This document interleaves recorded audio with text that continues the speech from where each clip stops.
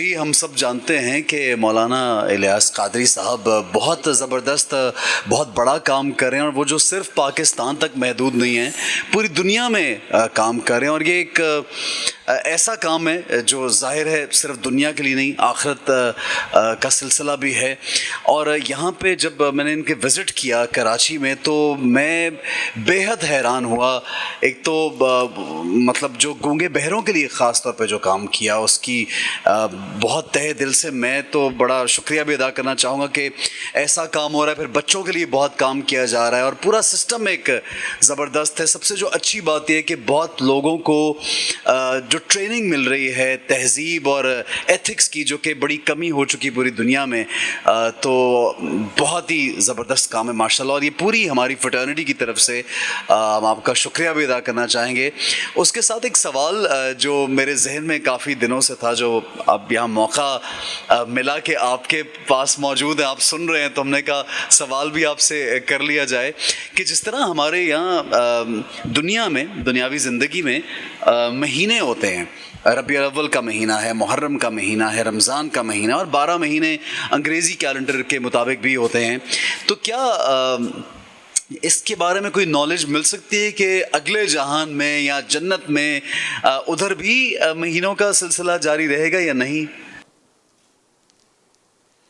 وہاں دنیا کا سا نظام نہیں ہوگا جس طرح ہمارے یہاں گرمیاں، سردیاں، مہینے، ہفتے، دن، رات.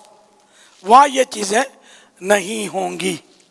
آپ نے ماشاءاللہ دعوت اسلامی کے مدنی کاموں کی تعریف تو بہت کی، وہ پریکٹیکلی بھی شامل رہیں، نمازوں کی پابندی فرماتے رہیں اور سنتوں پر عمل کرتے رہیں، گناہوں سے توبہ کر کے نیکیوں کے کاموں میں لگ جائیں. زندگی کا کوئی بھروسہ نہیں ہے.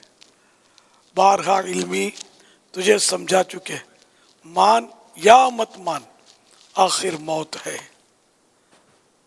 دعوت اسلامی کے مدنی قافلوں کے مسافر بنے، انشاءاللہ آپ کو زندگی کا لطف آ جائے گا اور اگلے جہان کی بہترین تیاری ہو جائے گی انشاءاللہ.